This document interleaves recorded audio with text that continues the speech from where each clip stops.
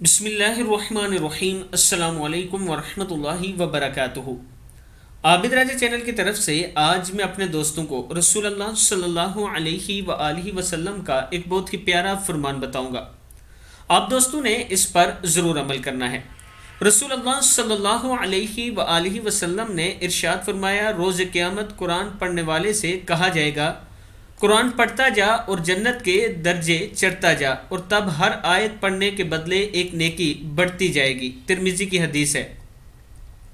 क़यामत के दिन कुरान पढ़ने वाले से कहा जाएगा, कुरान पढ़ता जा और जन्नत के दर्जे चढ़ता जा, और तब हर आयत पढ़ने के बदले एक नेकी बढ़ती जाएगी। तिरमिज़ी की हदीस है।